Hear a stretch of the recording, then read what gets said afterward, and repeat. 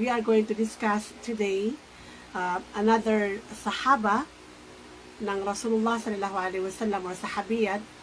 At itong babaeng ito na sobrang, I think everyone, walang isang Muslim na hindi nakakaalam ng kanyang pangalan.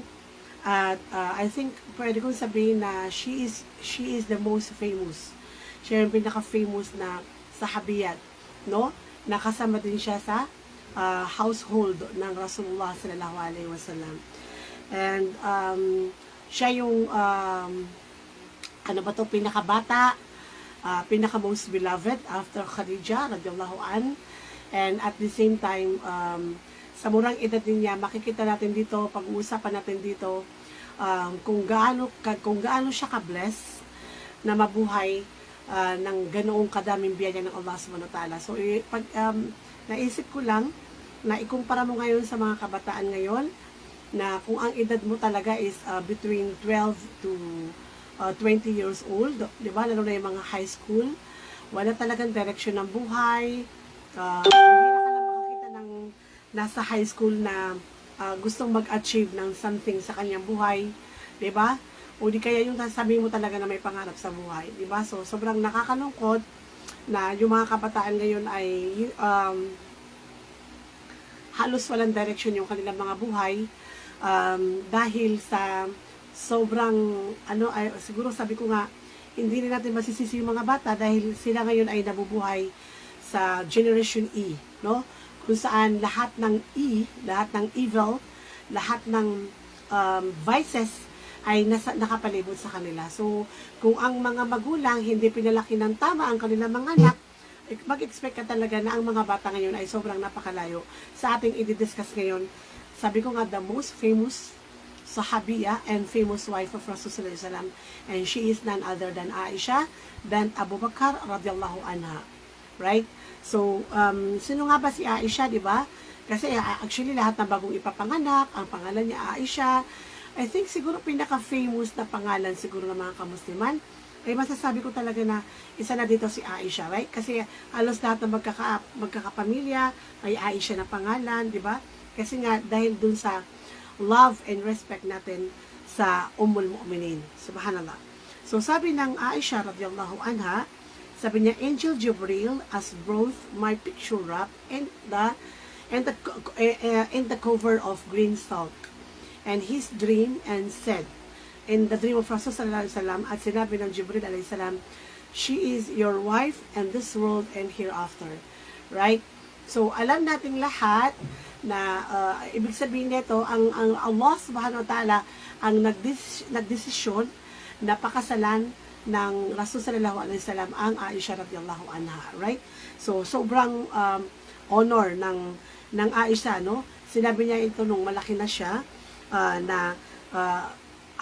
kumbaga sa pamamagitan ng kanyang panaginip, ipinakita ng Jibril na ang babaeng ito, itong napakabatang Aisha na to, ang magiging asawa mo sa mundo at sa kabilang buhay. Right? Subhanallah. So it's a decision from Allah subhanahu wa ta'ala. Now, bago ko italakayin yung kung mapapansin nyo, ang pangalawang asawa ng Rasul sallallahu alaihi wasallam is si Sauda, right? And I told you last 2 weeks ago, na si Sauda ay isang senior citizen. Diba? Senior citizen kasi 60 plus ang kanyang edad. So, nag-asawa ang Rasul sallallahu alaihi wasallam sa unang asawa niya, si Khadija radhiyallahu anhuma ajma'in. At alam natin 40 years old, and then namatay siya ng 63, and then 3 taon or more than 3 years naging byudo ang Rasul sallallahu alaihi wasallam. Hindi siya nag-asawa, at ang pangalawang asawa na pinakasalan niya out of love sa kanyang mga anak na mga kababayan ay si Sauda bin Jama radhiyallahu an. So ang pangatlong asawa po niya ay ang Aisha radhiyallahu an. So gusto ko lang, naisip ko lang talaga to on the spot, na sobrang yung Allah subhanahu wa ta'ala na sobrang perfect ang plano ng Allah. Right? Wayam kuruna wayam kurullahu wallahu khairul makirin. We plan, and Allah also planned, and the best of plan is the plan of Allah subhanahu wa ta'ala. So just imagine, bakit si Aisha hindi pwede namang gawing pangalawang asawa ng Rasulullah sallallahu alaihi wasallam, pero ginawa siyang pangatlong asawa? Yun ang qadar ng Allah, yun ang itinakda ng Allah na maging pangatlo siyang asawa. Bakit? Dahil di ba natatandaan niyo yung innocence of the Muslim? right, na mga palabas, and then nakalagay doon din na yung Rasul sallallahu alaihi wasallam na sobrang may nilagay doon yung mga enemies of Islam na hindi siya mabuting tao dahil nag-asawa siya ng isang 9 years old, right? So, subhanallah, so to defend, paano natin i-defend yung Rasul sallallahu alaihi wasallam? Although, we don't need to defend actually Rasul sallallahu alaihi wasallam kasi everything is already decreed by Allah subhanahu wa ta'ala.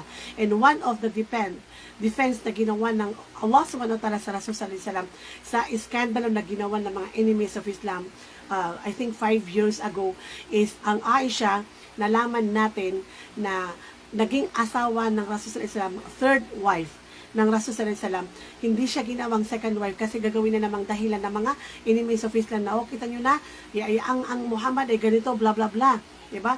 Pedophile, and etc. Pero ang ginawang asawa ng Rasul sallallahu alaihi wasallam ay ang Aisha ng third one, kasi alam ng Allah na darating yung iskandalo na gagawin ng mga enemies of Islam sa Rasul sallallahu alaihi wasallam. So bilang panlaban sa kanila, nakita nyo na, ang Rasul sallallahu alaihi wasallam ay nag-aasawa talaga base sa revelation ng Allah subhanahu wa ta'ala. Kaya naman ang pangalawang asawa niya ay si Sauda, kasi alam ng Allah na darating ang iskandalong ito para hindi nila masabi na totoong-totoo na ang Rasul sallallahu alaihi wasallam ay nang-aabuso ng bata. Subhanallah. So, kung ikaw ba naman nag-asawa ka ng matanda na katulad ng Khadija, tapos hindi pa siya virgin, 'di ba? Kasi pangatlong asawa ang Rasul sallallahu alaihi wasallam. At kung ikaw ay masamang tao, 'di ba? Kung ang dami nang in-offer sa iyo na 10 babae na magaganda sa ng mga Quraysh nung panahon ng prophethood ng Rasul sallallahu alaihi wasallam sa Makkah, edi sana nag-asawa na siya dun sa 10 babae na ino-offer sa kanya. Bukod sa kayaman at kapangyarihan na ino-offer ng mga kufr sa Rasul sallallahu alaihi wasallam, pero dinecline niya. Pero visible, ipinakita ng Allah na ang Rasul sallallahu alaihi wasallam is absolutely perfect dahil ang pangalawang asawa niya ay si Sauda. So ibig sabihin, wala talaga sa palaisipan ng Rasul sallallahu alaihi wasallam ang pag-aasawa ng mga bata o whatever. Nagkataon lang na lahat ng asawa niya ay desisyon ng Allah subhanahu wa ta'ala. So, kaya maraming asawa ng Rasul sallallahu alaihi wasallam because they're propeta siya, pangalawa, for political reason, para matapos ang mga away. So, ang ginagawa niya, pag na-conquered niya, or nag-Muslim, o ayaw mag-Muslim ng isang tribes, no? Ginagawa ng Rasul sallallahu alaihi wasallam, pinapakasalan niya yung anak ng isang chieftain para matapos na ang gera. Dahil ang Rasul sallallahu alaihi wasallam ay sinugo ng Allah hindi para maghasik ng extremism o ng gera, kung hindi siya ay sinugo ng Allah subhanahu wa ta'ala to as a rahmatan lil alamin, as a mercy to human, to the world. Subhanallah. So ito lang, sabi ng Aisha, it's really my pride na nakita ako ng Rasulullah sallallahu alaihi wasallam sa kanyang panaginip na nakarap sa green silk ang aking portrait, at sinabi ng Jibril, ito ang magiging asawa mo sa mundo at sa kabilang buhay. So actually this is a gift from Allah subhanahu wa ta'ala, dahil nakita ng Allah na hindi babae ang pinupuntarya ng Rasul sallallahu alaihi wasallam sa kanyang pagiging prophethood, kung hindi para i-spread ang tauhid at ang Islam sa buong mundo. So dahil dito, nakita ng Rasul sallallahu alaihi wasallam ng Allah kung gaano ka selfless ang Rasul sallallahu alaihi wasallam. Nag-asawa siya ng pangalawa ng matanda, no? Sabi ko nga, senior citizen. So with the mercy of Allah, sa isang lalaki na propeta na hindi naman anghel, binigyan niya ng special na gift ang Rasul sallallahu alaihi wasallam, at ito ang kanyang asawa, ang pinakabata, ang pinakamaganda, ang pinakamatalino, a very brilliant, right? Favorite daughter of Abu Bakar radiyallahu anhu, and none other than Aisha bint Abu Bakar radiyallahu anhu. Ang Aisha, mga kapatid, alam natin na ang kanyang tatay ang best friend ng Prophet Muhammad sallallahu alaihi wasallam. Abu Bakar defended Rasul sallallahu alaihi wasallam throughout his life, at siya rin ang lagi-lagi niyang kasama. Siya ang kasama niya sa sa paghihijra from Makkah to Medina. Ibig sabihin, sobrang close ng Abu Bakar sa Rasul sallallahu alaihi wasallam, at sobrang beloved sa kanya ang kanyang tatay, ang Abu Bakar radiyallahu an. And at the same time, sabi ng mga ulama, the best of human being after Rasul sallallahu alaihi wasallam is none other than Abu Bakar radiyallahu an. So, as a young girl, nung siya ay 5 taon pa lang, ipinanganak kasi ang Aisha sa panahon ng Islam. So kaya talagang ang kanyang puso ay walang bahid ng ignorance o ng kufr. Napakaswerte niya, she was blessed na ipanganak na talagang purong Islam. So at her very young age, 5 years old, bumisita ang Rasulullah sallallahu alaihi wasallam sa Abu Bakr at nakita niya yung Aisha, she is only 5 years old playing with a doll. Right? Siyempre bata. And then mayroon siyang daladalang horse. At ang horse na ito ay may wings, no? So sabi ng Rasul sallallahu alaihi wasallam, nakita na Rasul sallallahu alaihi wasallam yung bata, itong batang ito na naglalaro, sabi niya, so you are playing with a horse? Alam mo ba, Aisha, na ang horse ay hindi siya lumilipad? So sabi ng Aisha, with her very brilliant memory, sabi niya, no, sabi niya ganun, ya Rasulullah, alam mo ba na may mga horse na may wings, at ito yung mga horse ng Nabiullah Sulaiman. So dahil dito, sobrang napatawa yung Rasul sallallahu alaihi wasallam kasi na-notice niya yung extraordinary brilliant mind ng Aisha. And then when she was 9 years old, doon niya napanaginipan yung kanina na sinabi natin na hadith na galing sa Aisha radhiyallahu anha na ipinapahintulot ng Allah na pakasalan niya ang Aisha. Actually, mga anak, bago pa dumating ang mga rules na kailangan sa mga non-Muslim, 18 years old dapat, bago ikasal, and then with the consent of the parents, something like that. The history of the world, even before the coming of the advent of the Prophet to the Rasul sallallahu alaihi wasallam, is ang mga bata talaga sa mga probinsya o sa mga urban area, as early as 7 years old ay ikinakasal talaga sila, di ba? Kaya nga yung mga Quraysh, ang dami nang sinabi nilang pang-aalipusta sa Rasul sallallahu alaihi wasallam, is your sorcerer, madman, magician, pero kailanman hindi nila pwedeng gamitin ang pag-aasawa niya ng bata, because that is actually the norms of the society that time, na talagang ang bata ay ang babae ay ikinakasal kahit na hindi pa siya, kahit siya ay 7 years old. Right? Pero sa Islam, ang ruling ng Islam ay hindi siya pwedeng tabihan ng kanyang asawa hanggat hindi pa siya nagdadalaga. So, ikinasal ang Rasul sallallahu alaihi wasallam sa Aisha at 9 years old, but they do not consume the marriage until nagdalaga ang Aisha radhiyallahu anha. Well, in fact, sabi ng isang sheikh, alam nyo ba na yung isang very napakasikat na empress sa Europe, as early as 9 years old, ikinasal siya ng tatay niya sa isang prinsipe. So, ibig sabihin, that is the norm of the world. Norm yun ng buong mundo na ikinakasal talaga ang babae as early as 7 years old. Okay. So, kaya nga, yung mga mga Quraysh, hindi nila pwedeng sabihin sa Rasul sallallahu alaihi wasallam na pedophile ka, kasi norms yun ng mga Quraysh at norms yun ng buong mundo. So, anyhow, at 9 years old, she finally joined the household of Rasulullah sallallahu alaihi wasallam, at hindi po siya nakatira sa isang mansion. Ang Aisha ay nakatira sa isang napakasimpleng apartment, na ang laki niya ay isang simpleng kwarto lang, na ang makikita mo lang ay higaan, mga importanteng gamit sa loob ng bahay, na hindi pa umaabot ng ilang libo. Diba? And yung bahay lang niya yung medyo malaki ng konti kasi may extra apartment, yun ang ginamit ng Rasulullah sallallahu alaihi wasallam nung mag-boycott siya sa kanyang mga asawa. Anyway, pag-uusapan natin yan. So, as a favorite daughter of Abu Bakr radiyallahu anhu, at lumaki sa sabihin natin lumaki siya kung saan naging prophet na ang Rasul sallallahu alaihi wasallam, ang Aisha radiyallahu anha ay sobrang kilala siya bilang isang brilliant na babae, to the point na ang kanyang memory, no, she was known for her remarkable memory, na sinasabi ng mga ulama na ang memory ng Aisha ay parang computer, at kilala siya for the distinction as a source of all knowledge in Islam, especially sa hadith, sa fiqh, sa sharia, and anything na itatanong mo sa about Islam, ang Aisha ay kilala siya doon. Sabi nga, she is actually the teacher of the Ummah of Rasul sallallahu alaihi wasallam. After Rasul sallallahu alaihi wasallam ang naging guro o teacher ng mga sahaba, at kahit tayo ngayon ay ang Aisha radhiyallahu anha. Sabi nga ng isang narinig ko na lecture, kung ito yung Islam, kung ang Islam ay buong circle, 3/4 ng kaalaman ay galing sa Aisha at ang 1/4 ay galing sa Abu Bakr. So, ibig sabihin, matotal, ang lahat ng kaalaman na pinag-aaralan natin ngayon, aside from Quran, pagdating sa fiqh, tawhid, sharia, and hadith, ay galing sa mag-ama. Subhanallah. Because of her very, very long association with Rasul sallallahu alaihi wasallam.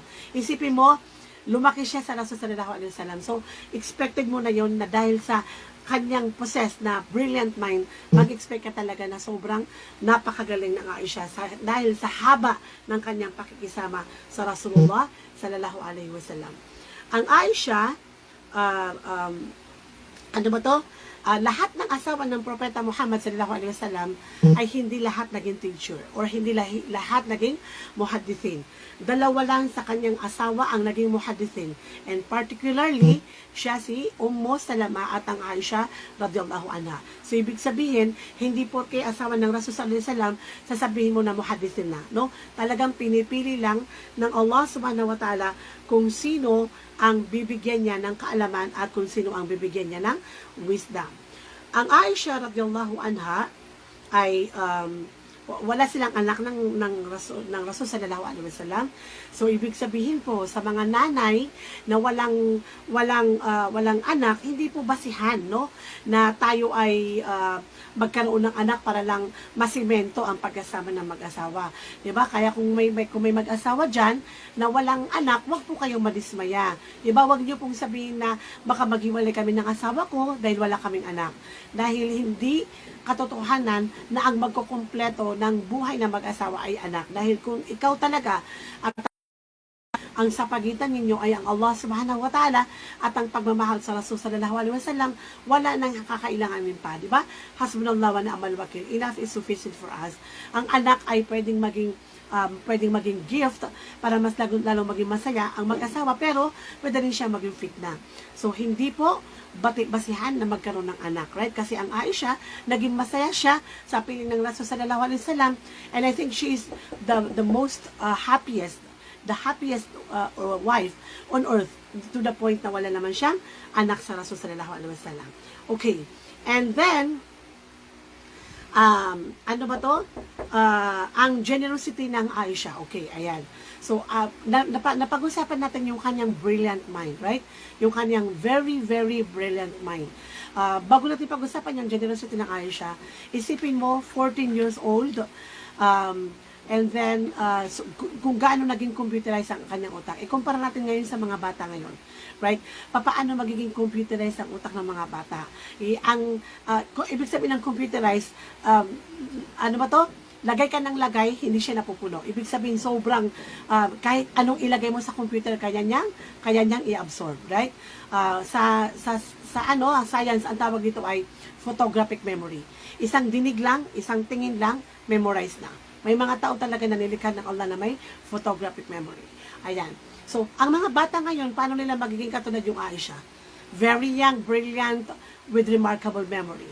Right? Paano nila magiging katulad? Ang laman ng utak ng mga anak natin, ang mga kababaihan, walang ginawa kundi manood ng teleserye, walang ginawa kundi manood ng K-pop, Korean drama, diba? Walang ginawa kundi manood ng love story. So, ano itong ibinibigay sa utak? Poison. Pinopoison niya ang utak ng mga bata. So, the moment na nanonood ka ng haram, pinopoison niya ang utak mo, so hindi talaga papasok ang halal na kaalaman sa haram na utak. Right? Katulad ng music, right? Hindi rin papasok sa puso natin ng Quran kung ito ay contaminated na music. So, nakakalungkot ang mga bata ngayon, hindi nila magaya ang Aisha dahil ang pinagkakaabalahan ay social media, Facebook, post dito, post doon sa Twitter, sa Instagram, busy magsik ng atensyon ng ibang tao dahil kulang sa pansin sa bahay, nagsisik ng atensyon sa Facebook, ayun, nakakuha ng kanyang ka-chatmate at siya si Babes. Oh, so, paano ka pa magkatapos ng pag-aaral? Right? Ang laman ng utak mo, lalaki. Right? Ang laman ng utak niya ay paano sila magiging magkasama ng habang buhay ni Babes, right? So akala ng nanay niya magkatapos ng Bachelor of Accountancy, yung pala nagtapos ng Bachelor of Baby Making, right? So, sa mga kabataan na nakikinig ngayon, gayahin natin ang Aisha. And her very young age, lahat-lahat ang pinagkabisihan niya ay parang magsulat, mag-aral ng isa puso ang lahat-lahat ng kaalaman na narinig niya sa Prophet Muhammad sallallahu alaihi wasallam. That's the reason why namatay ang Aisha at the age of 66 years old. Pero sa buong buhay niya, pagkatapos namatay ang Rasulullah, siya ang naging, kumbaga sa bangko, siya ang pinag-imbakan ng lahat ng kaalaman ng Rasulullah sallallahu alaihi wasallam. So, may kaya niyo yan mga bata, no? Wag lang natin ilaan ang ating mga oras sa walang kwentang bagay. Ang Aisha ay hindi lang kilala bilang isang napakatalino, very intelligent young woman, but she is also known for her very, very, very tender, big heart, no? Ibig sabihin, she is very, very generous. Gaano ka-generous ang Aisha radhiyallahu anha? Ang kanyang generosity, at alam nating lahat na ang pagiging generous ay hindi lahat ng nagsasala, hindi lahat ng ustada, hindi lahat ng alima, hindi lahat ng ulama, hindi lahat ng tablig o mastura, hindi lahat ng nagsaseminar, hindi lahat ng nagsasala o muslima ay may pusong napakalaki. Right? Marami kang makikita na nagsasala pero napakadamot. Ang Aisha, ang kanyang generosity ay sobrang amazing. Dahil, gumagawa siya ng mayroon siyang tawag dito is Aisha's can, right? Yung kanyang can, nakalaan lang yan. Pag nakakuha siya ng pera na naglalaan siya automatically ng pangsadaka niya. And then, bago niya ibigay ang sadakang ito sa mga nangangailangan, piniperfuman niya. She put perfume doon sa ibinibigay niya na pera. Tapos sabi ng kanyang jariya, sabi ng kanyang yaya, ya, Ummul Mu'minin, bakit kailangan mo pang lagyan ng perfume ang pera na ibinibigay mo sa mga mahirap? Sabi ng Aisha radhiyallahu anha, alam mo ba na bago pa pumatak sa kamay ng mga mahihirap ang sadaka na ibinibigay natin ay nauuna mo lang pumatak sa kamay ng Allah subhanahu wa ta'ala. So ang gusto ko makita ng Allah na ang aking sadaka ay napakabango. So, ibig sabihin, extraordinary ang kanyang generosity. Sobrang, hindi lang siya nagbibigay, kung hindi, nilalagyan pa niya ng pabango. Right? So, kapag walang laman yung kanyang Aisha's can, or yung wallet niya na para lang sa pagkasadaka, sobrang nagtatrabaho siya para lang magkapera. So, isang araw, sabi ng kanyang kapatid na si Abdurrahman, nakita ko yung Ummul Mu'minin na nakatanggap siya ng 70,000 dirham mula sa Muawiyah. At ang Ummul Mu'minin, sabi niya ganon, binigay sa kanya yung 70,000, ibinigay mula kay Muawiyah, ibinigay ko, sabi niya sa Ummul Mu'minin ng 70,000, at nakita ko ang Ummul Mu'minin, ang Aisha radhiyallahu anha, na ang damit niya ay napakaluma, at mayroon pang tugpi-tugpi, ibig sabihin may butas, tinapalan lang, para lang magamit niya uli yung kasuotang ito. At nakita ko, sabi niya ganon, na bago pa magmagrib na naubos lahat ng 70,000 dirham na galing sa Muawiyah, radhiyallahu anha. So, 70,000 times 12, magkano yun? No? Subhanallah, nasa something, hindi ko alam, nasa 7 million? Something like that. Hindi pa siya inabot. Sa panahon ngayon, equivalent nun. Hindi pa inabot ng hapon na automatically na pinamigay niya.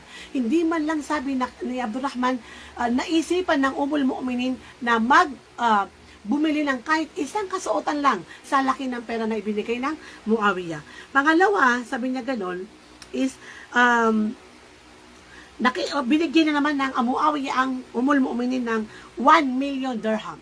1 million dirham. So, ilan yun? Napakalaki. Kasi that time, nasaklawan na ng kalahati ng buong mundo ng Islam, ang buong mundo. So, ang Khalif, ang chieftain o Khalifa ng Islam that time is si Muawiyah. So, nagpapadala siya ng alawan sa mga Ummul Mu'minin, yung mga buhay na mga asawa ng Propeta Muhammad sallallahu alaihi wasallam, automatically may alawan sila sa Khalifa. So, 1 million. Isipin mo, 1 million. Subhanaka ya Rabbal Alamin.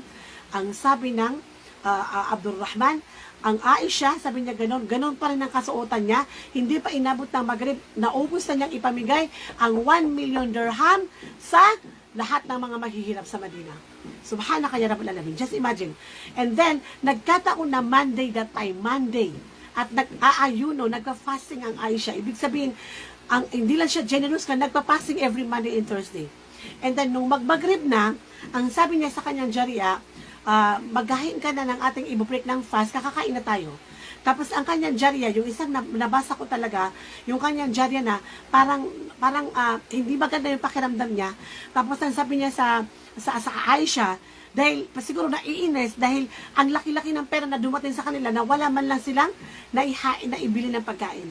So, ang sabi ng jariya, ayan, ang ipapakay ko lang sa iyo, ya umul mu'minin, na isang perasong rote at olive oil, dahil nakakuha ka ng napakalaking pera, hindi mo man lang ako binigyan ng pera, pambili natin ng 1 kilong meat. Ang sabi ng Aisha radhiyallahu anha, sana ni-remind mo ako kanina na gusto mo palang bumili ng meat, nang sa ganon ay napaglaanan kita ng pera. Subhanaka ya Rabbal Alamin. Isang araw din, siya ay nag-aayuno. At wala talagang pagkain itong dalawang ito, si Aisha at ang kanyang jariya, maliban lang sa pang-break ng fast. So, siguro dumating yung beggar, duhor or asar, tapos sabi ng Aisha, ibigay mo sa kanya ang pagkain natin. Sabi ng kanyang jariya, paano mo ibibigay ya umul mu'minin ang pagkain na ito? Na alam mo, wala kang ibibreak ng fast. Sabi niya, ibigay mo na yan dahil mas kailangan niya. Inshallah, sabi niya ganon, ang biyaya ng Allah ay napakalaki. So, hindi pa inabot ng Maghrib, may nagpadala ng isang napakasarap na meat sa Aisha radhiyallahu anha. Ang sabi niya sa kanyang jariya, nakita mo ba kung gaano ka generous ang Allah? 'Di ba? Pinalitan ng Allah ang isang rote ng isang napakasarap na meat. So, ganoon katatag ang iman at generosity ng Aisha radhiyallahu anha. Alam natin kapatid na mahirap natin itong gayahin. Sobrang napakahirap kasi unang-una sasabihin na naman natin, bakit ako ba yung umul mu'minin? Ako ba si Aisha na anak ni Abu Bakar, na asawa ng Propeta Muhammad sallallahu alaihi wasallam? Bakit natin ito pinag-uusapan kapatid? Dahil ito yung ating mga problema. Alam mo, hindi dahil COVID. Hindi dahil COVID. Marami tayong makikita na mananampalataya na mu'min, na mayroon talaga, sigurado ako, mayroon dito sa nanonood ngayon, na may pera na 100,000, 1 million, 10 million sa bangko. Pero ang kaya lang nilang ibigay na zakat. Pagdating sa sadaka na hindi nila magawa. Mga kapatid, alam mo ba na ang Allah subhanahu wa ta'ala, no, minamahal niya ang mga taong pagbiniyayaan ng Allah, sila ay nagpapasalamat sa Kanya. At ang pagpapasalamat sa mga biyaya ng Allah ay yung iabot mo ang dapat na tulong sa mga mahihirap, lalo na sa mga kamusliman. Right? At alam niyo ba mga kapatid, hindi magpapasaya sa isang tao. No, may research, hindi nagpapasaya sa isang tao na ang kanyang pera ay umaapaw sa bangko. At hindi rin nagpapasaya sa tao na ang kanyang palasyo ay palasyo ni gobernador.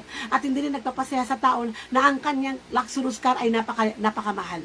Ang talagang nagpapasaya, according to the research, ang totoong masayang mga tao na mayayaman, sa mga mayayaman, ang totoong masayang mga mayayaman ay silang mga taong hindi napapagod magbigay at mag-share at tumulong sa mga tao.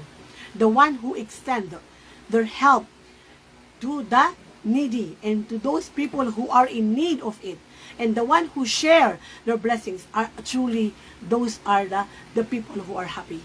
So, ang kaligayahan pala mga kapatid, kaya pala wajib sa atin ang zakat at highly encourage ang sadaka dahil ang kaligayahan pala mga kapatid, alam ng Panginoon mo, alam ng Allah subhanahu wa ta'ala na wala sa bangko at wala sa marangyang buhay kung hindi ang kaligayahan ay ang tumulong ka at makita mo na ang mga tao na nangangailangan ay sila ay nagiging masaya at nasolusyonan ang kanilang mga problema.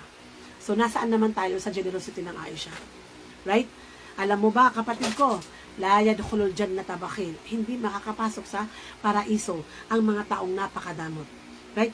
Matan, mayroon tayong makikita, no? Na kung hindi lang naging wajib ang zakat, hindi siya magbibigay. Right? At bago pa magbigay ng sadaka, ala kung ano-ano pang sasabihin mo na hadith para makapagbigay ng sadaka. So, mahal kong kapatid, no? Try to be generous like Aisha radhiyallahu anha.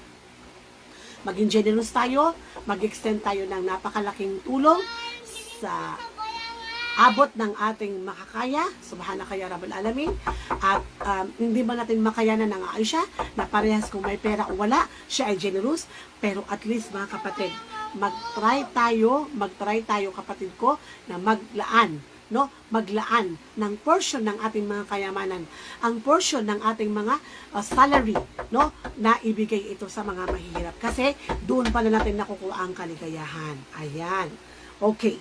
Next, ang Aisha radhiyallahu anha,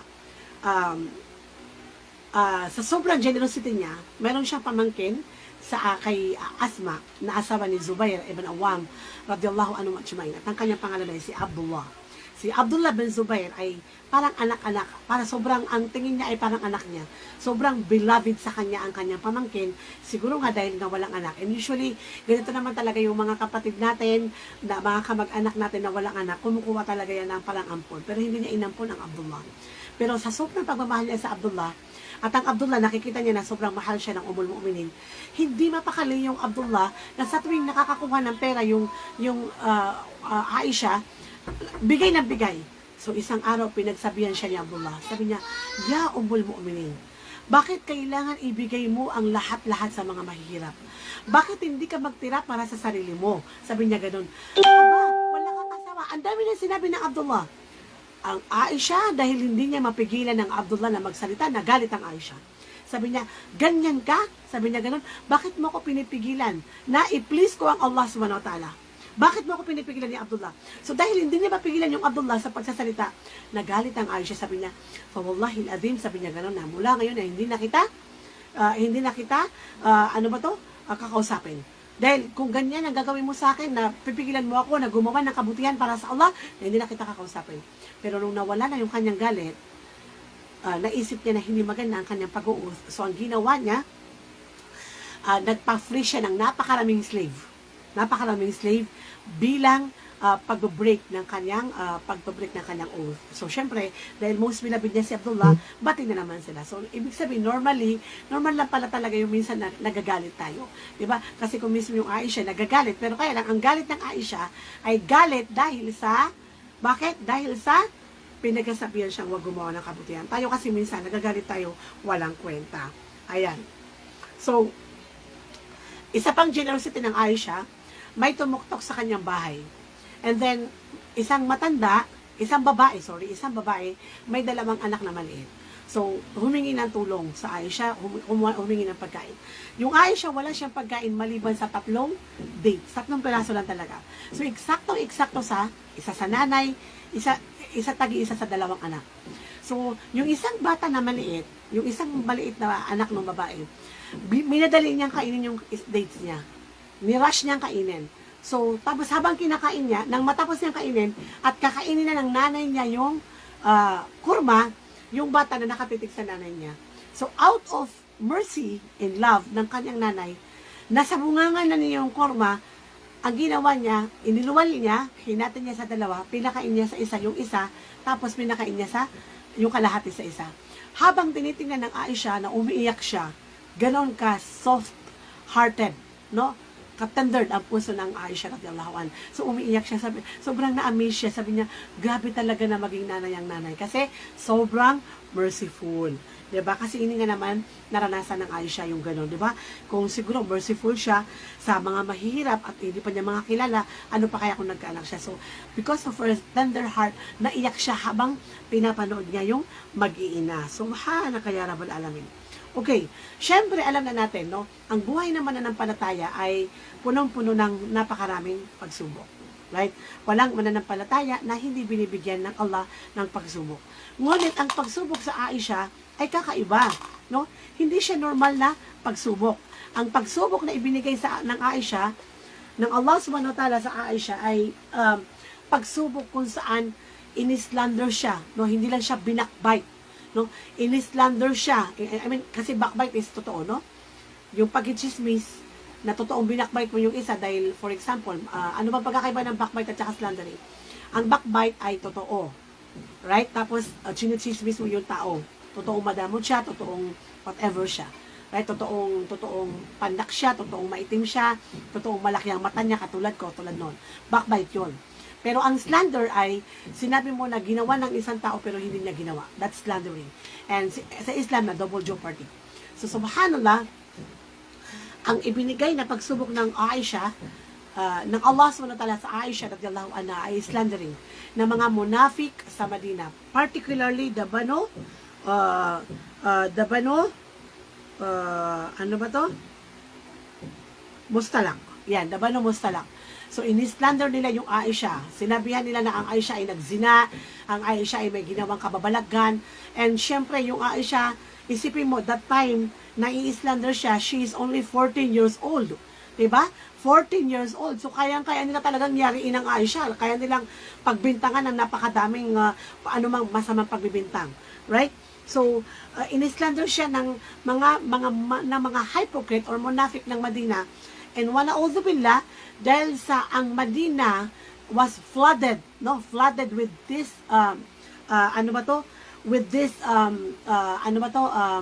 immorality na sinasabi nila tungkol sa Aisha radhiyallahu anha, pati yung ibang mga sahaba at sahabiyat ay nakumbinsi ng mga munafik na talagang ang Aisha ay may ginawang kababalaghan o nagzina, wa na'udhu billah. So, ano ba ang nangyari? No, bakit nagkaroon ng chismis na ganito? Yung Rasulullah sallallahu alaihi wasallam, sa tuwing mayroon siyang military expedition, siya ay nagpapa-draw lots sa mga asawa niya kung sino ang magiging kasama niya sa military expedition. So, itong time na to, ang Aisha ang nakabunot. So, siya yung kasama niya. Dahil ang Aisha ay napakapitit, napakaliit na 14 years old, tapos hindi siya mataba, napakapitit. Isipin mo yung pitit na bata na 14 years old. At hindi siya masyadong matangkad. Right? Ang kagandahan daw ng Aisha ay, ang tawag sa kanya ng Rasulullah sallallahu alaihi wasallam is Ummu Humaira. Ibig sabihin, napakagandang bata na mamula-pula yung kanyang kutis. Subhanallah. At napakapitit. So, ibig sabihin, pag sumakay siya, doon sa kamelyo na alam nating may satar, no? Hindi nakikita ng mga sahaba ang laman ng laman ng loob ng kamelyo. Dahil napakapitit ng Aisha, so hindi alam ng mga sahaba kung nandoon ba si Aisha o hindi kasi napakagaan niya. Very, very pitit. So ngayon, ang Aisha, habang natapos na yung pakikipagbaka ng Rasul sallallahu alaihi wasallam, siya ay pumunta sa palikuran. And then habang siya ay nasa palikuran, naiwanan niya yung necklace ng kanyang kapatid na si Asma. So syempre 14 years old, mahalaga sa kanya yung necklace. So ang ginawa niya, bumalik siya doon bago siya yung palikuran na pupunta niya sa napakalayo sa mga sahaba. So ang ginawa niya, bumalik siya doon sa pinanggalingan niya para makita niya yung necklace. And then eventually nakita niya yung necklace. After that, pagbalik niya na wala nang sahaba sa lugar. Siya lang ang natira. So naisipan ng Aisha, subhanallah, naiwanan ako. Hindi alam ng Rasul sallallahu alaihi wasallam na hindi ako nakasakay sa kamelyo na akin sinasakyan. So ang ginawa ng Aisha, binalutan niya yung katawan niya yung kanyang satar na dinoble-doble niya. And then, ang ugali ng Propeta Muhammad sallallahu alaihi wasallam, lagi siyang may iniiwanan na isa o dalawang tao na taga-check kung may naiwanan ba ang mga sahaba. So, ang naka-assign sa trabahong ito ay isa lang. Siya si Safwan Ben Mu'tal. Right? So, nang nag-check yung Safwan, may nakita siya na babae na nakabalot. So, immediately na-realize niya na siya si Aisha. So, ang ginawa ng Safwan, pinasakay niya yung Ummul Mu'minin sa kanyang kamelyo at umuwi sila. Nang mag-isa lang sila sa gabi. Kasi talagang wala, kasi naiwan ang ngayong Aisha. So, nang kinaumagahan na nakita ng ng mga hypocrite sa Madina, na dumating ang Aisha na ang kasama lang niya ay ang Safwan radhiyallahu anhu ajma'in, sila ay gumawa ng istorya. At ang sabi nila, maniniwala ba kayo na ang isang babae at isang lalaki sa gabi, sila lang ang magkasama, wala mangyayari? So, doon sila nagumpisa, and then lumaki yung chismis, and then until the whole Medina are flooded with this evil news. So, sabi ko nga, may mga sahaba na naniwala na talaga, na-convince sila, dahil nga si Aisha ay 14 years old lang. So, yung Aisha, wala siyang kaalaman sa mga nangyayari, ya Rabbi lakal hamd. Diba? Pinag-uusap-usapan na siya, wala siyang alam. So, may binisita siya na isang nanay ng kaibigan. At ang matandang ito, nakalimutan ko yung pangalan, sinabi niya sa Aisha, ya Aisha, alam mo ba yung mga nangyayari? Sa tingin ko sa'yo, parang wala kang alam. Because Aisha was blessed na hindi niya alam yung chismis. Pero itong matandang ito ang nagsabi kay Aisha. So immediately umuwi ang Aisha at ang sabi niya sa Rasul sallallahu alaihi wasallam, Ya Rasulullah, maaari ba akong pumunta sa mga magulang ko? So pumunta siya sa mga magulang niya. And then umiiyak yung Aisha. Iyak lang iyak yung Aisha. Sabi niya sa nanay niya kay Umuruman, Ya Umi, anong gagawin ko? Sabi niya ganon. At ang sabi ng anak ng nanay niya, alam na namin yan pero hindi namin kaya sabihin sa'yo. Right? Iniisip namin, nahayaan na namin ng Rasulullah sallallahu alaihi wasallam na siyang magtanong sa'yo kung may ginawa ka ba. Tapos sabi niya, may ginawa ka ba anak? Astaghfirullah al-azim wa natubu ilay. Ya umi, ganito ang nangyari, bla bla bla bla bla. Pero sabi niya ganun, paano ko i-defend ang aking sarili? Alam ko na walang maniniwala sa akin ngayon. Maliban sa ang Allah subhanahu wa ta'ala lang ang mag-defend sa akin. Dahil kahit i-defend ko ang sarili ko at kahit sabihin ko sa Rasul sallallahu alaihi wasallam at sa mga tao kung ano ang nangyari, na alam ko na walang na maniniwala dahil ang slandering ay nag-flood na sa buong Madina. Subhanaka ya Rabbal Alamin. So, isang araw, bumisita yung Rasul sallallahu alaihi wasallam sa kanya habang siya ay nasa piling ng kanyang mga magulang. Ang sabi ng Aisha, sabi ng Rasul sallallahu alaihi wasallam, Ya Aisha, sabi niya gano'n, with a very gentle way. Isipin niyo kung paano makipag-usap ang Rasul sallallahu alaihi wasallam. Kasi syempre, affected yung Rasul sallallahu alaihi wasallam. Imaginin mo, di ba? Ikaw ay propeta, pinag-uusapan ng mga tao na ang asawa mo ay baaring nagzina. Tapos titingnan mo yung Aisha, very young. Pwede nga naman, kasi napakabata. Di ba? So, kahit yung Rasul sallallahu alaihi wasallam na hindi niya alam ang gagawin niya dahil wala pang revelation ang Allah subhanahu wa ta'ala. So, ang ginawa niya, as a mercy to the human being and to the whole world, pinuntahan niya yung kanyang asawa at ang sabi niya, Ya Aisha, kung ikaw ay nagkamali, magtawba ka sa Allah subhanahu wa ta'ala. Dahil katotohanan na lahat ng kasalanan ay pinapatawad ng Allah. Nang marinig ng Aisha, yung salita ng Rasul sallallahu alaihi wasallam na asawa niya, naisipan talaga ng Aisha na this is a mental torture, right? Isipin mo yung iyak niya, yung sama ng loob niya, yung pagtitiis ng Aisha, dahil isipin mo mismo yung asawa niya, naramdaman ng Aisha na kahit siya mismo, baka naniniwala na.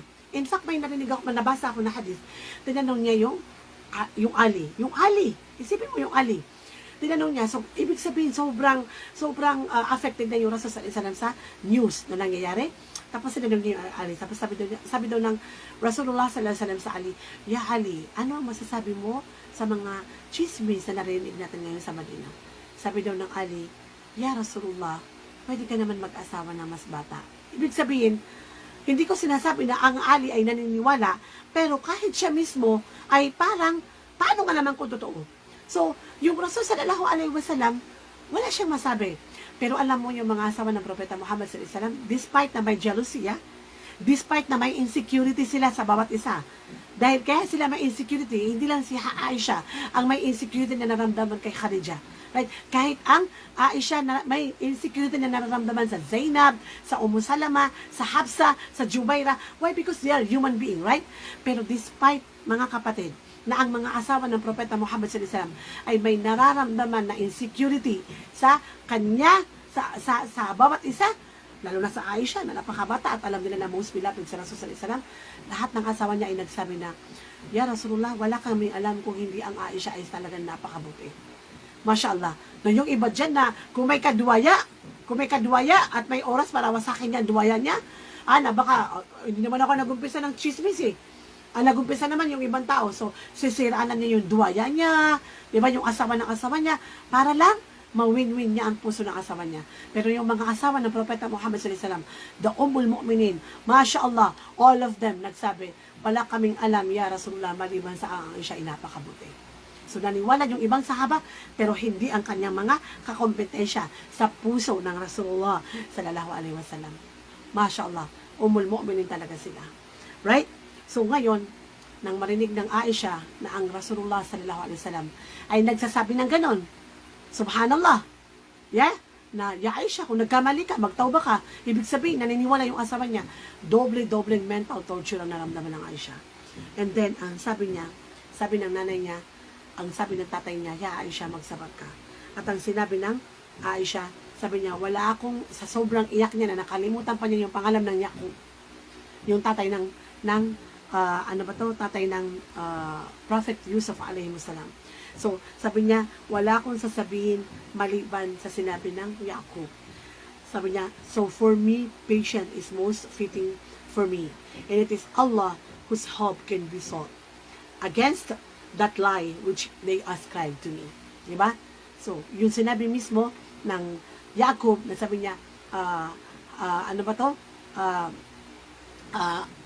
mag-asabar ako para sa Allah at bahala ng Allah sa akin. Yun din mismo yung sinabi ng Aisha radhiyallahu anha. And then eventually, sa dami ng nagchismis, sa dami ng subhan, kaya Rabbal Alamin, sa dami ng nagsalita, sa dami ng nagslander sa Aisha radhiyallahu anha, finally sinabi na i-revealed na ng Allah subhanahu wa ta'ala sa Suratul Nur ang aya na ito. Ang sabi ng Allah subhanahu wa ta'ala, laula ja'u alayhi bi arba'ati syuhada fa id lam ya'tu bis syuhada fa ulaika indallahi humul kadhibun walaula fadlullahi alaykum wa rahmatuhu fid dunya wal akhirah lamassakum fima afadtum fihi adhabun azim, hanggang number 21. So ibig sabihin, ni-rebuild ng Allah subhanahu wa ta'ala ang aya na ito, at sinabi ng Allah subhanahu wa ta'ala sa mga kamusliman, sa buong Muslim sa Madina.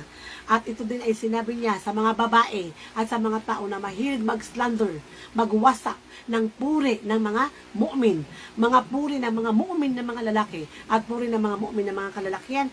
Ang sinabi ng Allah subhanahu wa ta'ala, sabi niya, why did not the believing men and believing women, when they heard of this slander, think well of their own people and say, this is clearly a false accusation? Why did they not produce four witness, right? If they cannot produce the required witness, they are the liars in the sight of Allah subhanahu wa ta'ala. Where it is not for the grace and mercy of Allah subhanahu wa ta'ala towards you in this world and hereafter, you would have been severely punished for your involvement in this scandal. Mahaba yung aya, right? So sinasabi ng Allah subhanahu wa ta'ala, Allah pronounced, Allah revealed, Allah answered all the accusation of the hypocrites, and also some believing men and women who believe in this scandalous issue na isinasabi kay Aisha, na sabi ng Allah subhanahu wa ta'ala, kung totoo ang inyong mga sinasabi na nagzina si Aisha, na mag-produce kayo ng 4 na witness.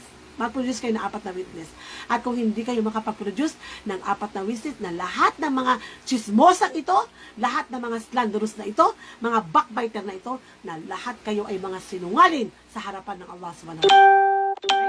Sabi ng Allah subhanahu wa ta'ala, itong laking iskandalo na ginawa niyo sa pamilya ng Propeta Muhammad sallallahu alaihi wasallam, na without my mercy, sabi ng Allah, without our mercy to you, O believing men, in dunya and akhirah, na darating, walang makakapigil sa galit ng Allah subhanahu wa ta'ala dahil sa ginawa ninyong pag-iiskandalo sa buhay ng Aisha, na paparusahan ko kayo dito mismo sa mundo, walang makakadili. But kaya lang, hindi lang sila pinarusahan ng Allah, because Allah is absolutely the most merciful and the most forgiving. Kaya mga kapatid, mula doon ay maraming mga hadith ang lumabas na sinasabi ng Propeta Muhammad sallallahu alaihi wasallam na ang mga kabairul dhunub, yung mga criminal sin at takulay, ay hindi lang syirk, hindi lang pagpatay ng tao. Kasama dito ay ang pag-iiskandalo o pagbibigay ng masamang balita sa sinumang kalalakihan, lalo na sa mga kababaiyang mu'mina, na sabihin mo na si ukhti ay may ginawang haram, si ukhti ay nagsina, si brother ay nagsina. Ito ay napakalaking kasalanan sa paningin ng Allah subhanahu wa ta'ala, at ito ay mga kasunod sa pagkatapos mag-commit ng shirk ang isang mananampalataya. So alam natin lahat na ang pinaka-number 1 na kabairul dhunub ay committing shirk, na ang ibig sabihin naging kufr ang isang tao, o di kaya nawala lahat ng kanyang ginawang kabutihan. Right? Pero tayo, ano matututunan natin dito? Right? Tayo na mga kababaihan, lalo tayo mga babae, may 10 dila. Wala tayong ginawa kundi pakialaman ng buhay ng may buhay. Right? Maraming mga bata na kaya sila nahuhulog sa zina dahil nakita mo lang nang ngumiti, alam na this, my boyfriend. Nang magkaroon siya ng boyfriend, nakita mo lang na nag-date sila, alam na this, na buntis na yan. Right? So itong si bata na, niya sobra, sukamra ko. Niya uber ang pagiging chismosa. Minsan mga kapatid ko, sobra yung salita. Hindi ko alam kung out of insecurity, hindi ko alam kung out of galit, hindi ko alam kung out of hasad, inggit ba yan o jealousy ba yan? Anak, minsan sobra tayo sa pagkasalita. Be careful mga kapatid ko. Ang backbiting ay totoo. Pero chinichismis mo siya. Si chismosa na namima ay totoo ang kanyang sinasabi. Pero ang slandering ay hindi totoo, pero sinasabi mo na ginawa ng isang tao. And this is a big crime in the sight of Allah subhanahu wa ta'ala. Mga kapatid, sa totoo lang, no? Ngayon, dati kung mag-chismis ang dalawang babae, sila na nga nakakalam. Imanto na kung pag-chismis na may calling, may chat, magko-comment, Allahu Akbar walillahil hamd. Kung makapanlait sa kanyang kapatid na Muslim, bulgar, as in talaga, hindi ko sinasabi na bawal i-correct ang isang mananampalataya. No? Kung ako magkakamali, kung may nasasabi ako na pagkakamali, for example, sa aking lecture, tatanggapin ko kasi hindi ako ustada, hindi ako alima, hindi ako doktora. Right? So wala akong kaalaman na malaki sa Islam, pero idiretso mo sa akin. 'Di ba? Wag mo akong idaan sa comment sa Facebook. Alhamdulillah wala pa namang gumagawa sa akin ng ganyan. Pero ang sinasabi ko dito, maraming mga brother na kung makapag-comment sa kanyang kapatid, totoo talaga nagkamali, pero kailangan bulgar. Mga kapatid, hindi ito ang Islam. Hindi ito ang Islam. Right? Hindi ito ang Islam. Man satara mu'minan satarallahu yawmal qiyamah. Sino man tao ang takpan niya ang kahihiyan ng kanyang kapatid na Muslim. Quote in quote, nakita mo nagzina. Quote in quote, nakita mo na may boyfriend. Quote in quote, nakita mo yung kapatid mo na nagkamali. Mali ang kanyang fatwa, mali ang kanyang ginagawa. Right? Pero hindi mo kailangan sabihin na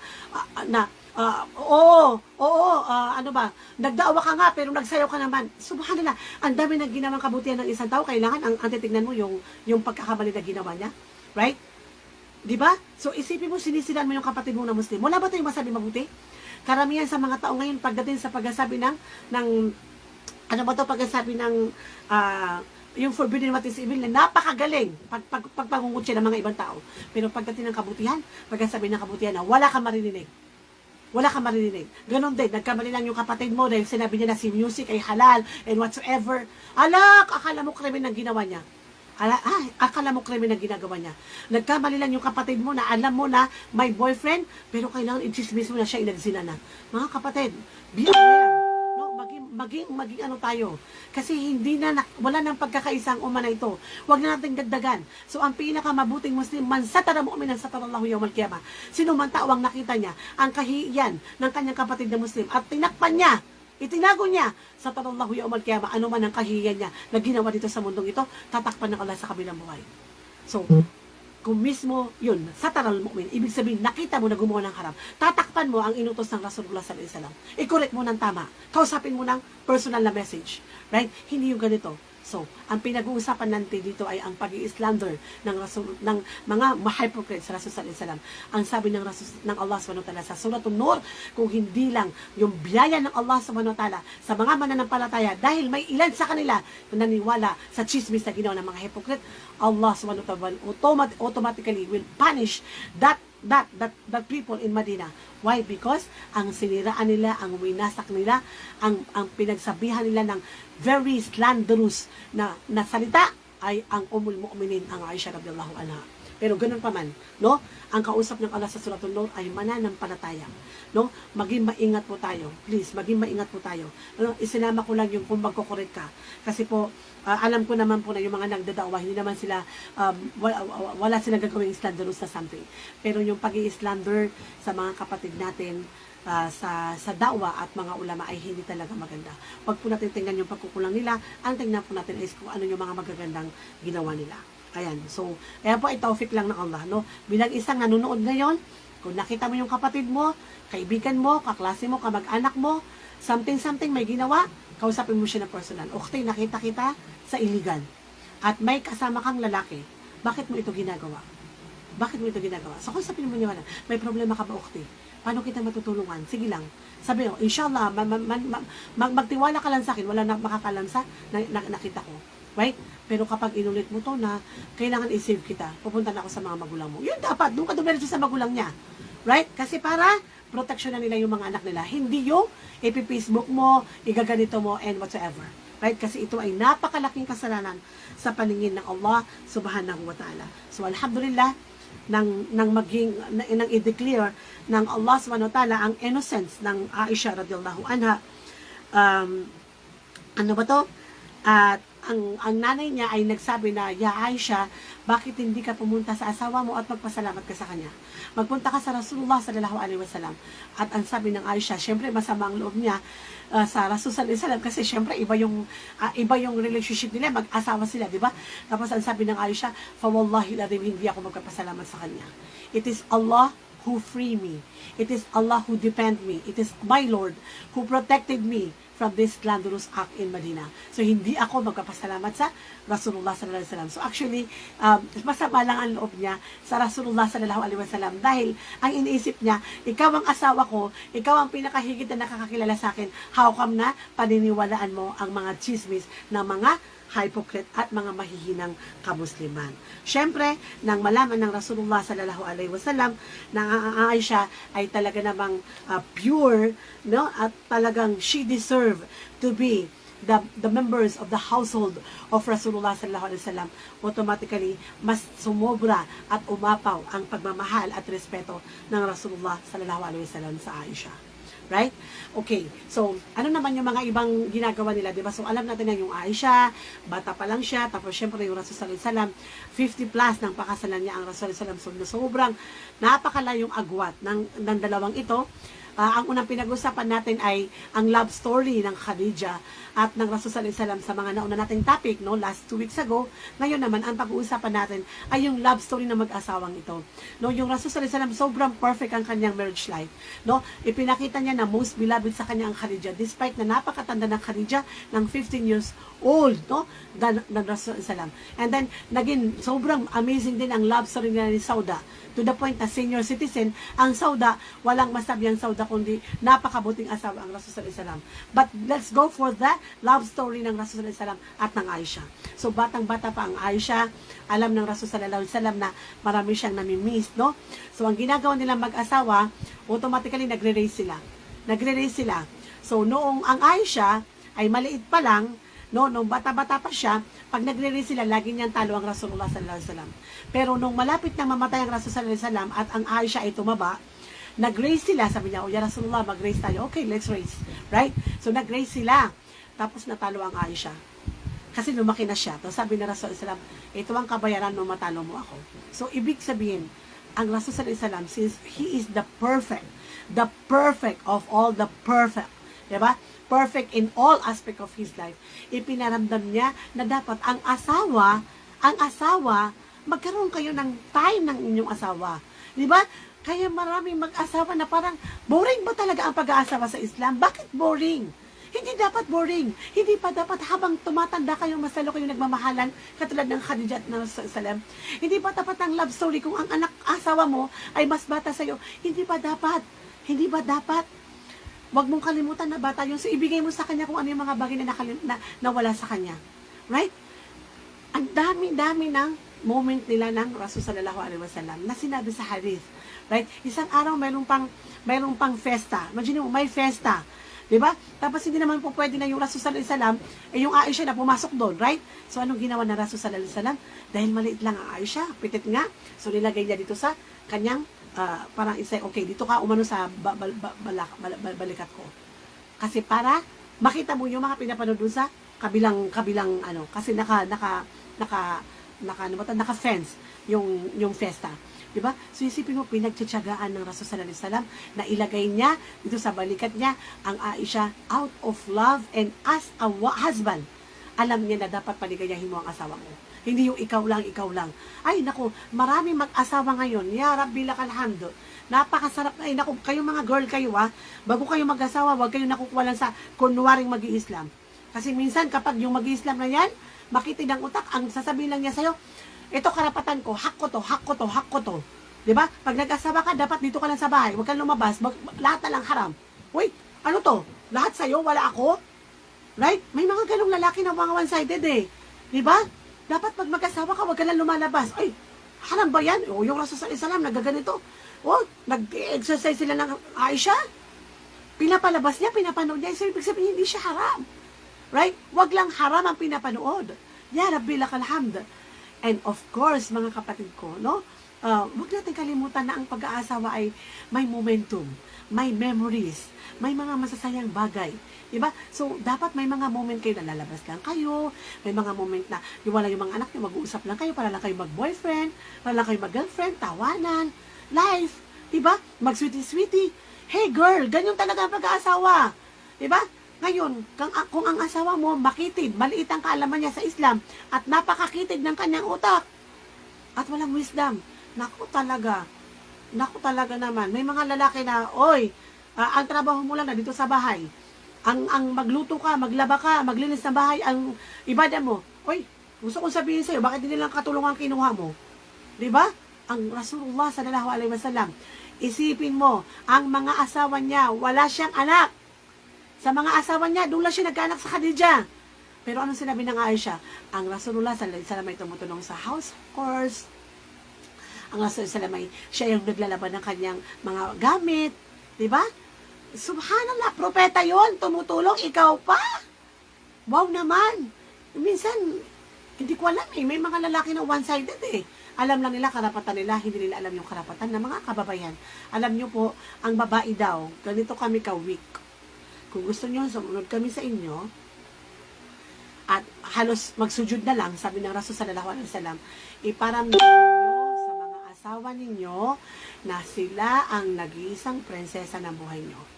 Nung nililigawan mo, kung paano ka makapag-uto, kung paano ka maging caring at loving sa kanya, dapat kapag halal na, doon mo ipakita yung love and care. Kasi yun ang sunnah ng Rasulullah sallallahu alaihi wasallam. Right? Yun ang Islam, mga kapatid ko. So, hanapin nyo yung totoong mag-i-Islam. Ano? Yung totoong mag-i-Islam. Di ba lang hindi mayaman? Pag nakuha mo yung totoong mag-i-Islam na may kaalaman, swerte mo anak. Kahit na mahirap pa yan sa daga, liligaya ka dyan. Right? Maghanap ka ng professional na may kaalaman sa Islam. Nang sa ganun magkaroon ka ng kapayapaan. Hindi po happy yan na bismillah mo na yan. No? Kailangan mo i-background ng kanyang pag-uugali at ang kanyang wisdom. Kasi importante talaga. For me, sobrang importante sa akin yung wisdom, yung kaalaman niya, yung wisdom niya, at yung kanyang manners. Ayan. Kasi ito yung propeta Muhammad sallallahu alaihi wasallam. So, alam niyo pa kung gaano ka-sweet ang Rasul sallallahu alaihi wasallam. Ito, nasasabi natin, kasi ito talaga yung love story ng dalawang ito. So, yung Rasul sallallahu alaihi wasallam, kumbaga sa perfect talaga na asawa, kasi alam na alam niya kung paano palambutin ang puso ng mga asawa niya. And particularly, sinabi ng Aisha, ang Rasul sallallahu alaihi wasallam, kapag iinom daw siya ng tubig, ang isang baso lang ang ginagamit nila ng Aisha. Tapos, ang unang iinom is yung Aisha. And, pangalawang iinom is yung Rasul sallallahu alaihi wasallam. At ang kanyang bibig, eksaktong ilalagay niya sa bibig kung saan nandoon ang mark ng lips ng Aisha radhiyallahu anha. Wow, ito yung love story, anak. Ito yung totoong love. Hindi yung panguutos sa'yo ng lalaki niyan sa Facebook. Right? Hindi yung uutuin ka, sasabihin sa'yo na mahal ka niya, ikaw lang ang prinsesa ng buhay niya, pakakasalan ka niya, pero pag nakuha niya yung gusto niya, at nagzina na kayo, iiwanan ka na niya. Pagising mo na, wala na yung lalaki nangako sa'yo ng pagmamahal at pag-aasawa. Dahil tatanan yung mga anak ko, ang dalawang mag-boyfriend at mag-girlfriend, ang kawawa palagi ay babae. Right? Laging pahamak ang babae. Laging kawawa ang babae. Right? Lalo na pag nagzina, patay na, wala na. Right? Ang totoong pagmamahal is kapag ikinasal kayong dalawa, because Allah will pour love and mercy after the marriage. So isipin mo anong pagmamahal ng Rasul sallallahu alaihi wasallam sa Aisha, at kung paano niya ipinapakita yung kanyang sweetness. Kapag umiinom sila, isang baso lang, kung saan dumapo ang lips ng Aisha, doon din dadapo ang lips ng Rasul sallallahu alaihi wasallam. Sobrang amazing. Sobrang amazing. And, syempre, sabi ng Aisha, radiyallahu anha, ano ba to? Sabi ng Aisha, radiyallahu anha, noong mamamatay na yung Rasulullah sallallahu alaihi wasallam. Okay, bago muna yun, maraming mga Quran revelation na ang naging dahilan kung bakit na-revealed. Ito ay dahil sa Aisha. Right? Yun ang ipinagmamalaki pa ng Aisha. Sabi niya, maraming revelation na ako naging dahilan. So, again and again, nahulog na naman ng kanyang necklace. And then, pagkatapos niyang mag-comfort room, and then sabi niya sa mga sahaba, sa isa na namang labas ng Rasul, isa lang kasama ng Abu Bakar at ng ibang mga sahaba, na hanapin niyo yung necklace ko kasi nawala. So, hinanap ng mga sahaba yung necklace niya. And then, nung makita nila yung necklace, eksaktong-eksakto, ang mga sahaba na to, sila rin ang responsible sa pagkuha ng tubig, paghihigib ng tubig para sa Fajr. So, dahil inutusan sila ng Aisha, hindi sila nakakuha ng tubig. So, ibig sabihin, paggising nila na bago mag-Fajr, walang tubig. So, hindi makapagsambayang ng tahajjud at mas lalong hindi makapagsambayang ng Fajr yung Rasul sallallahu alaihi wasallam at ng mga sahaba dahil walang tubig na naimbak dahil sa Aisha. So, yung Abu Bakar, syempre dahil tatay, pinunta niya yung Aisha. Sabi niya, ano na naman bang pinagawa mo, bata ka? Diba? Alam mo yung kahit uminin yung anak mo, pero talagang gano'n gano'n ang mga magulang no? Pag kinakausap ang anak, talagang antingin, baby ano naman bata ang ginawa mo? Tapos yung Aisha na hindi na siya makapagsalita, tapos yung ibang mga sahaba, kasi hindi tayo makapagsambayang dahil kay Aisha ka yung uminin. So medyo may mga nagchika-chika, tapos biglang dumating yung sura, Allahu alam, isang sura sa Quran kung papaano ang gagawin ng mga kamusliman kapag walang tubig. So yun, magtatayamum sila kapag sila ay nasa travel o di kaya walang available na tubig o di kaya nasa hide ang mag-asawa o isang lalaki o isang babae ay sila ay magtatayamum kapag walang available na tubig. So the same thing nang i-reveal ng Allah itong aya na to, ang mga sahaba pailan-ilan sa kanila na nagchichika-chika, sila rin ay nagpapasalamat sa Aisha dahil ang nangyari ay isang napakalaking kaluwagan at blessings ng Allah sa mga mananampalataya na kapag wala pa ng tubig, walang dahilan para hindi ka mag-tahara. Right? Kasi we can still purify ourselves from menses, from haid, from whatever, or pag-ablution kapag walang tubig tayo ay magtatayamum. Ayan. So marami pa rin, pero hindi natin matatapos yun. So let's go for the next, no? Ayan. So, nung night ng Hijra, ito, importante ito, subhanallah. Nung night ng Hijra, ang Rasul sallallahu alaihi wasallam, alam na natin yon na nag-flourish na ang Madina, mashallah, nagkaroon na ng, mashallah na, kayamanan, ang mga sahaba at ang Rasul sallallahu alaihi wasallam, tinitingala na yung mga Muslim at yung mayaman na sila dahil naging very strong ang very very strong ang Islamic State na ginawa ng Rasul sallallahu alaihi wasallam at nananalo na yung kanilang mga military expedition at nakita na ng mga asawa ng Propeta Muhammad sallallahu alaihi wasallam na napakadami na ng kayamanan na nasa kamay lang ng Prophet Muhammad sallallahu alaihi wasallam. So nasabi ko nung una na ang Aisha ay nabuhay talaga sa hindi mansion o magarang pamumuhay. Right? Mayaman ng tatay niya, pero nung sila ay maging completely Muslim, lahat ng kayamanan ng tatay niya ay ibinigay sa Islam. So, ibig sabihin, hindi na sila mayaman. And then, napangasawa siya ng Propeta Muhammad sallallahu alaihi wasallam ng, hindi din mayaman ng Rasul sallallahu alaihi wasallam. Diba? Sabi ko nga, yung mga bahay na ibinigay ng Rasul sallallahu alaihi wasallam sa mga asawa niya, na nasa gilid lang ng Masjid Nabawi, ay ibinigay lang ng isang mayaman na Ansar. So, napakaliit ng kanilang bahay. So, ngayon, nung yumayaman na yung mga kamusliman, ang mga asawa ng Propeta Muhammad sallallahu alaihi wasallam, sila na ay humihingi ng luxurious na pamumuhay. Ya Rasulullah, marami ng slave of war. Ya Rasulullah, marami ng pera ang Muslim treasury. Ya Rasulullah, ang dami-dami na ng ang dami-dami na ng kayamanan na nasa kamay mo. Bakit hindi mo naman kami bigyan ng katiting lang? Right? Bakit hindi mo kami bigyan ng katiting lang? Para magkaroon naman kami ng maginhawang buhay. Hindi ko alam kung paano na kinakausap ang Rasul sallallahu alaihi wasallam. Iba-ibang senaryo ng kanyang mga asawa. In short, mga babae na napagod na sa hirap at naisipan nilang magkaroon ng magandang buhay. So, yung Rasul sallallahu alaihi wasallam, sobrang na-deserve siya. Right? So, ang ginawa niya, binoykot niya lahat ng asawa niya. For 29 days, wala siyang pinuntahan sa mga asawa niya. Doon lang siya sa upper apartment ng Aisha. Diba? Nandun yung higaan niya, yung lahat ng kailangan niya. Tapos, hindi niya kinakausap ang Aisha at lahat ng kanyang asawa, binoykot niya. Bakit? Sumakit ang ulo niya. Ikaw ba naman, mayroon kang asawa na 10 or 11 ba? Ilan ba na yung asawa ng Rasulullah? Basta madami sila. Tapos, lahat hihingi ng luxurious life. Sasakit talaga ang ulo mo. Plus, hindi ganun ang Rasul sallallahu alaihi wasallam dahil ang kanyang buhay ay napakasimple man. So ngayon, ang sabi ng Allah subhanahu wa ta'ala sa suratul Ahzab, Ya ayuhan nabiyyu qul li azwajika in kuntunna turidna al-hayata ad-dunya wa zinataha fata'alain umatti'kunna wa sarihkunna sarahan jamila. وإن كنتن تردن الله ورسوله والدار الآخرة فإن الله أعد للمحسنات منكن أجرا عظيما. يا نساء النبي من يأتي منكن بفاحشة مبينة يضاعف لها عذاب ضعفين وكان ذلك على الله يسيرا. So hindi natin siguro ito kasama, no? Hanggang dito lang tayo sa فإن الله أعد للمحسنات منكن أجرا عظيما. So sinasabi ng Allah subhanahu wa ta'ala, Ya ayuhan nabi, o ya Muhammad, sabihin mo sa mga asawa mo na kung ang kanilang gusto, no, kung pumili sila, sana mas gusto nila ang luxurious and comfort of this life or ang comfort ng Jannah, right? Unang akhirah, right? Dahil hindi po pwede na ano ba to? Maging ganun ang mga asawa ng Propeta Muhammad sallallahu alaihi wasallam na porque marami sila nakikitang kayamanan na biglang sige, Ya Rasulullah, kami din. Ya Rasulullah, baka mamaya, Ya Rasulullah, ako din, gusto ko rin ng bagong bahay.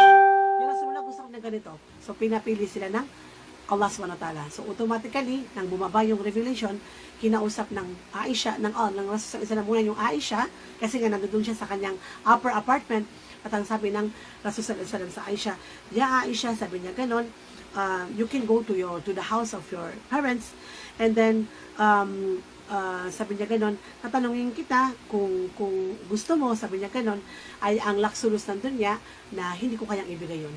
Kahit hindi ko kayang ibigay yon. So, baka yung mga magulang mo na kaya niya. So, pwede ka nang umuwi sa kanila. Kung mas gusto mo, ang luxurious ng dunya.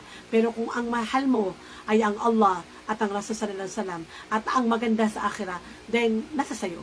So, yung Aisha na no doubt, wala nang doubt na to, dire-diretso sumagot siya. Sabi niya, Ya Rasulullah, fa wallahi al-azim, wala akong nais maliban sa Allah at ang Rasul sallallahu alaihi wasallam at wala akong ipapalit sa mga bagay na ito, kahit anumang luxurious sa mundong ito. Pero sabi niya ganon, pwede ba na i-secret mo yung sagot ko? Pag kinausap mo yung mga asawa ko na, wag mo sabihin sa kanila ang aking sagot. Right? Pero lahat ng asawa ng Propeta Muhammad sallallahu alaihi wasallam ay nagsabi ng katulad ng sinabi ng Aisha nang sabi niya, I choose you, no? Yeah, I choose Allah and Rasul sallallahu alaihi wasallam, no? So subhanaka ya rabbal alamin. Now, the last but not the least, sabi ng Imam At-Tabi, no? Sabi niya, Aisha radhiyallahu anha, the Ummul Mu'minin, was superior to all other women, and her knowledge and wisdom and her mastery over Sharia law. Right? Wala na, sabi niya ganon, sa pag-aaral ng isang tabiin na si Sheikh At-Tabi, sabi niya, wala nang hihigit pa na matalino at nag-imbak ng kaalaman at wisdom maliban sa Aisha, sa lahat ng mga babae, o lahat ng mga muslima. Si Aisha ang pinaka number 1 sa kaalaman at sa hikmah at sa kanyang remarkable memory. And then, napakadami ng mga tabiin na nagsabi at mga sahaba, kasi matagal siyang nabuhay, 66 siya namatay, na nagsabi na lahat-lahat kapag may kailangan sila na hadith o ya Ummul Mu'minin, anumang sinabi na sa ganitong bagay, dire-diretso tinuturuan niya sila, dire-diretso sinasagot niya sila, at nagtuturo rin ng Aisha radhiyallahu anha, subhanallah. So hindi totoo na hindi pwede magturo ang mga babae, right? Ang hindi pwede is magturo ka ng mali, right? So in short, mga kapatid ko, ang mga kababaihan ay binigyan ng Allah ng honor na ang pinakamatalino na membro ng umma na pinaka nag-imbak ng kaalaman ay ang Aisha radhiyallahu anha, isang babae, subhanallah. So isang mananampalataya, ang unang mananampalataya ay isang babae, si Khadija, ang unang shahid ay isang babae, si Sumayya, at ang pinakamaalam na most knowledgeable na tao sa after Rasul sallallahu alaihi wasallam ay ang Aisha radhiyallahu anha. So alam natin lahat kung paano subhanallah, parang bilang isang babae na nakakatuwa, na isipin mo na ang isang very young Aisha, napakaliit pa lang niya, ang kanyang utak ay parang computer, parang yung kanyang memory ay photographic memory, wala kang masabi, dahil siya ay lumaki sa purity of iman, lumaki sa Rasul sallallahu alaihi wasallam, at ang kanyang tatay ang pinaka best human being after Rasul sallallahu alaihi wasallam. Right? So sa mga kabataan, no, please lang, no, kaysa i-idol mo yung mga Koreana na yan, na akala mo maganda, yung iba pa dyan, pag tinignan mo yung Facebook niya, naka-Chinese yung pangalan, yung iba dyan, lahat ng mga lalaking Koreano na nakalagay doon, kakaloka talaga mga bata ngayon. Bakit hindi nyo i-model ang Mu'minin, ang Aisha radhiyallahu anha? Sila dapat yung pagtuunan nyo ng pansin. Sila dapat yung basahin nyo ang life ng kanilang mga buhay. Kasi marami kayong matututunan kung saan mag-bloom ang inyong pagkatao. No, you will be a better Muslima. You will be an ideal Muslima. Kung ang paglalaanan nyo ng oras ay ang mga life ng mga sahabiyat at mga sahaba ng Rasul sallallahu alaihi wasallam, ng mga tabiin at mga righteous predecessor. Right? Wala kang mapapala sa K-pop drama. Ang ulitin ko lang, makukuha mo lang dyan na hindi upa ka, bapa. Ha? Makukuha mo lang dyan na kahit na may moral ka, na pagising mo na, immoral ka na. Ha? Ang makukuha mo dyan sa mga love story na yan, ang makukuha mo dyan, na kahit na wala kang nararamdaman na ka-flirtan, na biglang mawawala na yung haya mo, at kapag nawala ang haya mo, lahat na ng inais mo igagawin mo. So, let's go back to Aisha radhiyallahu anha, the youngest, the most knowledgeable, intelligent, brilliant mind, no? Punong-puno ng kaalaman ang kanyang utak, none other than Aisha radhiyallahu anha. To end with, ang Rasul sallallahu alaihi wasallam ay namatay sa kanyang piling, no? Nakahiga ang Rasul sallallahu alaihi wasallam sa kanyang lap. And to the point, sabi ng Aisha, na nung mamamatay na yung Rasul sallallahu alaihi wasallam, talagang nakahiga siya sa aking lap, nandiyan ang mga asawa ng Propeta Muhammad sallallahu alaihi wasallam, sa harapan nila, sa kanya nakahiga ang Rasul sallallahu alaihi wasallam. Yung last moment ng Rasul sallallahu alaihi wasallam, dahil hindi na niya kayang maglakad, ipinaubayan na ng mga asawa ng Rasul sallallahu alaihi wasallam ang time nila o araw nila sa Aisha, kasi alam nila na ang pinakamahal ng Rasulullah ay ang Aisha, at the same time, without any insecurity, alam nila na it's okay, nasa Aisha na. So sa harapan ng mga asawa niya, nakita nila na ang last moment ng Rasul sallallahu alaihi wasallam ay sa lap ng Aisha. Right? At nawala lang doon nung dumating ang Fatima, na umiiyak ang Fatima. Right? At nang umiiyak ang Fatima, nakita niya yung tatay niya na mamamatay na, umiiyak ang Fatima. So sabi ng Rasul sallallahu alaihi wasallam, alika dito ya Fatima, alika dito ya Fatima. So binulungan niya. So ang ibinulong niya ay nang bulungan niya ang Fatima, na biglang napangiti yung Fatima. So and then namatay na yung Rasul sallallahu alaihi wasallam. Sabi ng Aisha, namatay ang Rasul sallallahu alaihi wasallam, na yung kanyang laway ay magkahalo na ng laway namin. Ibig sabihin na sa sobrang pagmamahalan nilang dalawa, na nagmix na yung laway nila. Right? Kasi talagang sa takot ng Aisha na mawala yung Rasul sallallahu alaihi wasallam, at ganoon din siya kamahal ng Rasul sallallahu alaihi wasallam. And namatay siya sa apartment ng Aisha, at doon din isipin niyo lang yung dami ng mga malaikat na bumaba mula sa langit para lang mag-visit sa last time ng Rasul sallallahu alaihi wasallam dito sa buong mundo. So sabi ng Aisha, ya Fatima, bakit noong bago mo ko sa pinagtatay mo, ang Rasul sallallahu alaihi wasallam, umiiyak ka, pero pagkatapos kanyang bulungan, nakangiti ka na. Sabi niya, ya Mu'minin, sinabi ng aking tatay na wag akong malungkot kasi ako ang unang mamamatay sa kanyang pamilya. So sabi niya, okay lang sa akin kasi susunod naman ako sa tatay ko, sa Rasul sallallahu alaihi wasallam. So bigla nawala yung aking sorrow and sadness. So yun lang. So in short, mga kapatid ko, ito po yung istorya ng Aisha radhiyallahu anha. Sobrang napakadami ng istorya sa kanya. Hindi natin kayang ubusin. Naway, marami tayong natutunan sa life ng Aisha radhiyallahu anha. At kung may nasabi akong maganda, it's all from Allah subhanahu wa ta'ala. At kung may nasabi akong hindi maganda, it's all from me. Sa mga akawat na nahuling makinig, pwede niyo pong i-review ang mga storya ng mga sahaba, ng mga sahabiyat na pinag-discuss natin dito. Yung storya ng Khadija, pwede nyo pong panuorin, diba? Anytime, kasi nandito lang naman sa page natin ang istorya ng Fatima, at ngayon ang istorya ng Aisha radhiyallahu anha. So again, walillahi tawfiq wal hidayah, wa akhiru da'wana walhamdulillahi rabbil alamin. Assalamualaikum warahmatullahi ta'ala wabarakatuh.